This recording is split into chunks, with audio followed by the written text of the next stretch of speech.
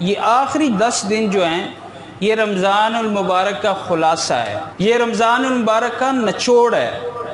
ان 10 دنوں کو قیمتی بنائی۔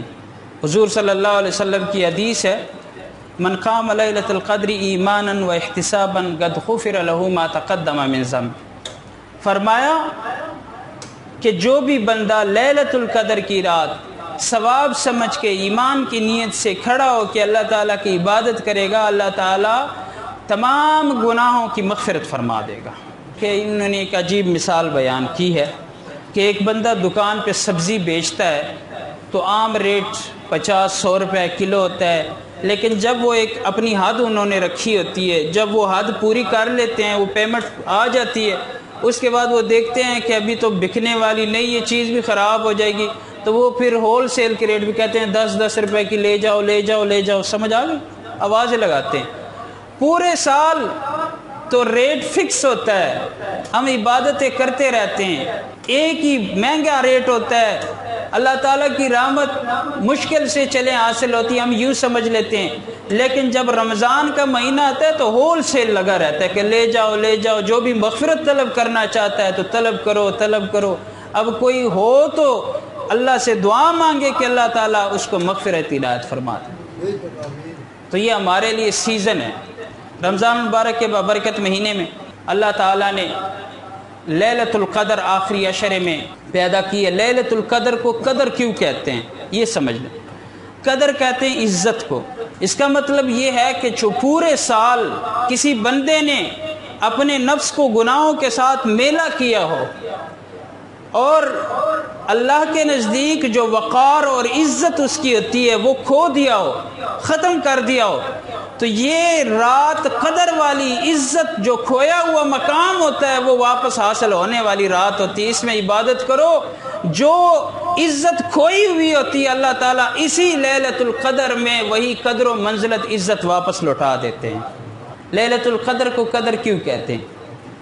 ایک وجہ تسمیہ یہ بھی بیان کی جاتی ہے کہ قدر تقدیر سے نکلا ہے۔ تقدیر کہتے ہیں اللہ تعالیٰ کی تقدیر، کہ اس سال میں پورے سال کے فیصلے کیے جاتے ہیں کہ یہ بندہ پورے سال کیا کرے گا کیا نہیں کرے گا۔ شب برات بھی یہی فضیلت رکھتا ہے، لیکن بعض روایات میں لیلۃ القدر میں اللہ تعالیٰ فیصلے فرماتا ہے، تو کوشش کرنی چاہیے، اس رات کو مس نہیں کرنا چاہیے، عبادت کرنی چاہیے۔ اللہ تعالیٰ نے لیلۃ القدر کے بارے میں ایک پوری سورت قدر کے نام سے 30ویں پارے میں نازل فرما دی۔ ایک مرتبہ حضور صلی اللہ علیہ وسلم ایک قصہ بیان کر رہے تھے کہ پہلے انبیاء گزرے ہیں، حضرت ایوب علیہ الصلاۃ والسلام، حضرت زکریا علیہ الصلاۃ والسلام، حضرت حزقیل علیہ الصلاۃ والسلام، حضرت یوشع علیہ الصلاۃ والسلام۔ یہ ایسے انبیاء ہیں کہ انہوں نے 80 سال اللہ تعالیٰ کی ایسی عبادت کی ہے کہ بلا ناغہ عبادت کی ہے۔ ایک مجاہد کا ذکر ہو رہا تھا کہ 80 سال تک اس نے دن کو جہاد کیا اور رات کو اللہ کی عبادت کی، اسلحہ تک اپنے جسم سے نہیں اتارا۔ صحابہ اکرام بیٹھے ہوئے تھے، ایک صحابی کے ذہن میں یہ بات آئی کہ ہم تو افضل امت ہیں، ہم تو بہترین امت ہیں، اس کا مطلب یہ ہے کہ ہماری عبادت تو اتنی نہیں ہے کہ 80 سال تک وہ لوگ اتنی عبادت کرتے تھے۔ اس کا مطلب یہ ہے کہ آخرت میں یہ لوگ ہم سے آگے ہوں گے حشر کے میدان میں۔ دل میں سوچ رہے تھے اللہ تعالیٰ تو دلوں کے بھید کو جاننے والا ہے۔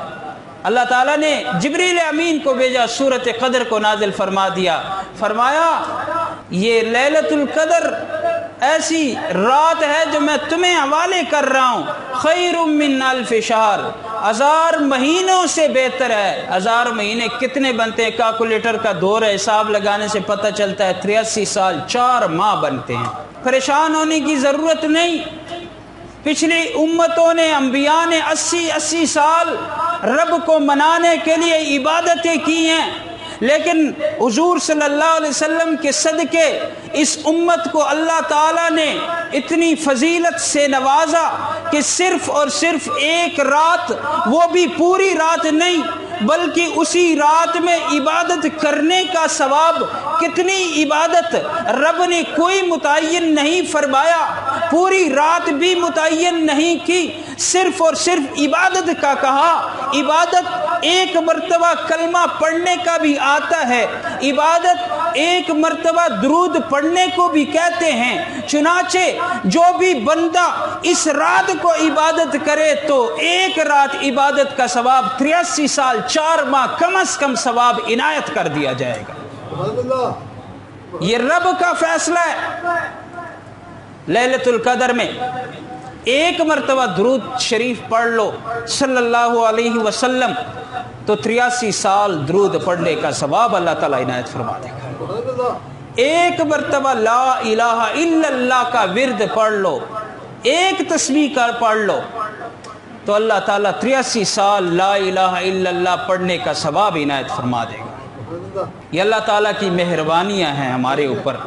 لیلۃ القدر اگر پوری سال میں بھی چھپا دیا جاتا, پورے سال میں, تب بھی ہمارا حق بنتا کہ ہم اسے ڈھونڈتے, لیکن اللہ تعالیٰ کو ہماری کمزوریوں کا علم تھا کہ یہ لوگ تو دنیا کے پیچھے بھاگتے رہیں گے, یہ کہاں پہ لیلۃ القدر کو ڈھونڈیں گے.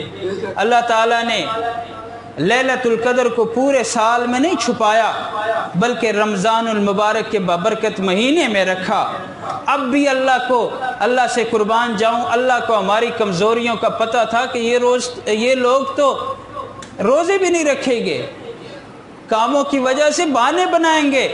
یہ لوگ کہاں پہ پورے رمضان المبارک کے راتوں کو جا کے عبادت کریں گے. کمزوریوں کا علم تھا رب کو. رب نے فرمایا چلے ٹھیک ہے 3 عشرے ہیں, آخری 10 دنوں میں ڈھونڈو. اب پھر بھی رب کو پتا تھا کہ اتنے کمزور لوگ ہیں.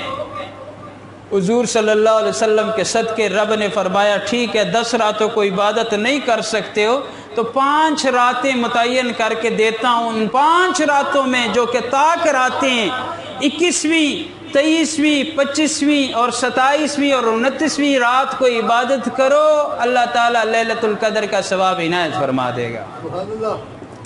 اب پھر بھی اللہ تعالیٰ کو ہماری کمزوریوں کا پتہ تھا نا کہ کون یہاں پہ عبادت. ابھی ہمیں اتنی فضیلتیں ہم بیان کر رہے ہیں. اب لیلۃ القدر کی رات میں آ جاؤں گا 2 بجے, ادھر کوئی بھی نہیں ہوگا, جو لوگ بیٹھے ہوتے ہیں وہ گپے لگائیں گے. فرمایا لیلۃ القدر کی رات اللہ تعالیٰ کے حضور بیٹھ جاؤ, اور اس میں اگر آپ منہ کو نہیں تھکاتے کوئی مسئلہ نہیں, آپ قدموں کو نہیں تھکاتے, پاؤں میں درد ہے, نفل پڑھنے کا کوئی مسئلہ نہیں, آپ صرف آ کے بیٹھ جائیں اور دل میں یہ ارادہ کر لیں ربا میں تیرا طلبگار بن کے بیٹھا ہوں, اللہ تعالیٰ تب بھی لیلۃ القدر کا ثواب عنایت فرما دے. اس سے بھی آسانی لیلۃ القدر کی رات. فرمایا جو بندہ بیمار ہے, بہت زیادہ بیمار ہے, وہ لیلۃ القدر کی رات عبادت نہیں کر سکتا. فرمایا جو رات کی نماز باجماعت ادا کرے گا تو رات کی نماز باجماعت ادا کرنے کا ثواب اللہ تعالیٰ آدھے نصف لیل, آدھی رات کا ثواب لکھ دے گا. اور جو بندہ صبح کی نماز بھی باجماعت ادا کر لے گویا کہ اس نے پوری رات عبادت کی, اللہ تعالیٰ لیلۃ القدر کا ثواب عنایت فرمائے گا. کہ رب کی نوازشات ہیں, یقین جانیے. ہمیں چاہیے کہ ہم لیلۃ القدر کے اس موقع کو ضائع نہ کریں. حضور صلی اللہ علیہ وسلم کی ایک حدیث مجھے یاد آ گئی. حضور صلی اللہ علیہ وسلم کی حدیث ہے کہ اس امت کی جو میرے اس آخری امت کی جو عمریں ہیں وہ مابین 60 و 70, 60 سے 70 سال ان کی عمریں ہیں, 60 سے 70 سال. اب 60 سے 70 سال اکثر لوگوں کی عمریں ہوں گی, بعض کی زیادہ بھی ہو سکتی ہیں. اب ہم میں سے کتنے لوگ ہیں, کوئی 40 سال کا ہے, کوئی 35 سال کا ہے, کوئی 50 سال کا ہے. اب وہ اسٹیمیٹ لگا لے تو 15 سال بھی نہیں بچتے اور 20 سال بھی نہیں بچتے اس حدیث کو اگر دیکھیں. لیکن قربان جاؤں اب ان سالوں میں تو ہم 1 سال بھی پورا عبادت نہیں کر سکتے ہیں. جب ہمیں اعتکاف کا موقع آتا ہے تو ہم نا جوانوں کو پکڑ کے لاتے ہیں, جی آ جاؤ اعتکاف میں بیٹھو, اعتکاف. وہ بھاگتے ہیں ہم سے. بڑے لوگ ایسے ہیں, ہم کہتے ہیں اعتکاف میں بیٹھو, مسجد اپنی ہے, سہولت موجود ہے, سارا کچھ موجود ہے, اللہ تعالیٰ نے دیا ہے, زندگی بھی دی ہے, اللہ تعالیٰ نے نعمتوں سے بھی نوازا ہے. ان کے پاس ٹائم نہیں ہوتا. کتنے دن؟ 10 دن کا ٹائم نہیں ہوتا، 10 دن بھی نہیں ہیں، 2 روزے تو ہم کھا چکے ہیں، 8 کر لیں 9 کر لیں، ہمارے پاس 9 دن کا ٹائم نہیں ہوتا، چی جائے کہ ہم 83 سال اللہ کی عبادت کریں۔ تو اللہ نے فرما دیا کوئی مسئلہ نہیں، آ جاؤ رب کے حضور بیٹھ جاؤ، تھوڑی سی گھڑی بیٹھ جاؤ تو 83 سال کا ثواب عنایت کر دوں گا۔ تو ہو سکتا ہے ہماری عمریں اتنی زیادہ نہ ہوں، ہم اتنی عبادت نہیں کر سکتے، ہاں یہ کہ رب کی رحمت سے فائدہ اٹھاؤ، یہ جو سیزن ہے ہمارا رمضان المبارک کا، اس سے فائدہ اٹھاؤ۔ سیزن کے وقت جب کڑکوں کا موسم ہوتا ہے، سیزن ہوتا ہے، تو بڑے لوگ ایسے ہوتے ہیں فون کسی کا نہیں اٹھاتے ہیں، جب فون کال آتی ہے نا تو وہ اٹھا کے جی مصروف ہوں، میں کنک وڈن لگے ہیں، تھریشر لایا ہے، ریپر لایا ہے، ہم کہتے ہیں مصروف ہے، سیزن ہے ہمارا۔ یہی تو کمانے کے دن ہوتے ہیں، جو بندہ گپ شپ لگانے کے لیے کال کرتا ہے وہ بالکل ہی اٹینڈ نہیں کرتا۔ آج ہمارا سیزن ہے، خدا را رمضان المبارک کے باقی جو دن رہ گئے، اس دن کو، ہر دن کو لیلۃ القدر شمار کر کے عبادت کرو، اپنے موبائلوں پہ ٹائم ضائع نہ کرو۔ ایسے نہ ہو کہ رات کو سوتے وقت تراویح کے بعد اپنا موبائل لے لو، فیس بک چلاتے ہو، یوٹیوب چلاتے ہو، گوگل میں لگے ہوئے ہو، اور 2-3 گھنٹے اسی پہ گزر گئے۔ یہ تو شیطانی کام ہوتا ہے، ویسے بھی جلدی وقت گزر جاتا ہے، اس پہ ٹائم ضائع نہ کرو۔ رات کو جتنی بھی ہو سکے عبادت کرنے کی کوشش کرو۔ سحری کے لیے اٹھتے ہوئے بجائے اس کے کہ چہرہ منہ دھو کے آ جائے اور ہاتھ دھو کے کھانا کھا لے، ہمیں چاہیے کہ ہم وضو کر لیں اور 2 رکعت نوافل تہجد کی ادا کریں، رب سے دعا مانگے۔ اور اسی رات کے سب سے بڑی خصوصیت بیان کرنے لگا ہوں۔ آخری بات، فارسی کے شاعر نے بڑی مزیدار بات کہی ہے۔ اب لیلۃ القدر کی اتنے تھوڑے سے وقت میں بیان نہیں کر سکتا کہ کتنی کیا کیا چیزیں اللہ تعالیٰ عنایت فرماتا ہے۔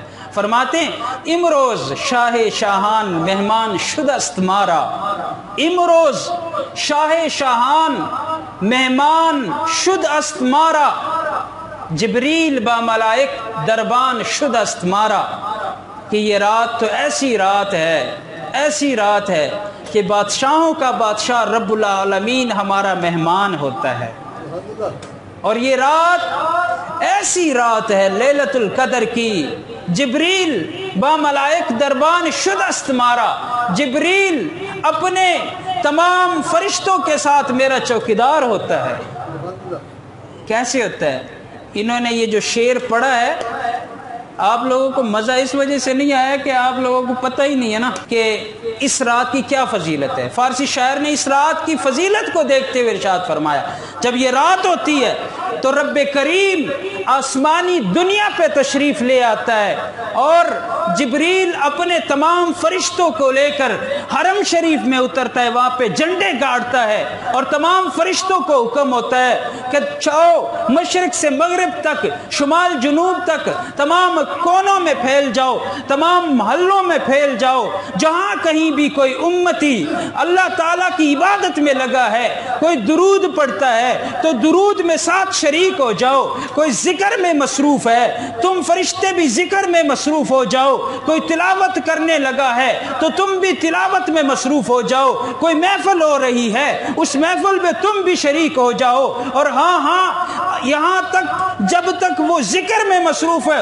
وہاں پہ تم بھی چوکیدار ہو کر وہاں پہ شریک ہو جاؤ، اور جب صبح ہوتی ہے تو تمام فرشتے جبریل کے پاس جاتے ہیں، جبریل جس جھنڈے کو اٹھا کے رب کریم کے پاس حاضر ہوتا ہے، تمام فرشتے حاضر ہوتے ہیں۔ اللہ تعالیٰ تو ہماری حالت کو جانتا ہے، لیکن اللہ تعالیٰ کہتا ہے کہ جبریل بتاؤ میرے بندوں کا کیا حال تھا؟ فرشتہ کہتا ہے ربا تیرے بندے تو عبادت میں مصروف تھے اور جہنم کی آگ سے پناہ مانگ رہے تھے اور جنت کے طلبگار تھے۔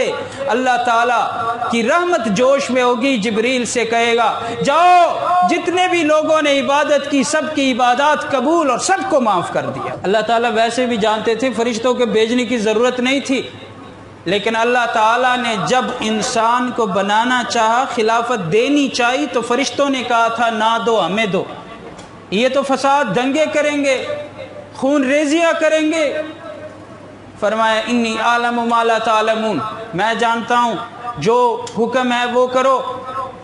اللہ تعالیٰ آج دکھانے کے لیے تمام فرشتوں کو بھیج رہے ہیں۔ افسوس کی بات ہے جب فرشتے یہاں پہ فتح پور میں آ جائیں اور ہم موبائلوں کے ساتھ لگے ہوں، کتنی بڑی افسوس کی بات۔ جب فرشتے فتح پور میں ان گلیوں میں آ جائے اور ہم وہاں جا کے باہر کھڑے ہوں ڈیروں پہ، یا ہم فضول کاموں میں مصروف ہوں، یہ افسوس کی بات ہے۔ خدا را ایسے مت کیجئے، اس رات کو قیمتی بنا لیجئے۔ ایک صدر وزیر اعظم جب کسی کے گھر آتا ہے تو پروٹوکول کے لیے یہ جو ڈی سی اور کمشنر، یہ سارے لوگ ایم این اے وغیرہ یہاں پہ موجود ہوتے ہیں، تو اللہ تعالیٰ جب آسمانی دنیا پہ آتا ہے تو یہ فرشتے کیا ہے، سارے چیز ہمارے درمیان بن کے یہاں پہ موجود ہوتے ہیں۔ تو کوشش کرنی چاہیے، اس رات کو قیمتی بنانی چاہیے، اور اسی طرح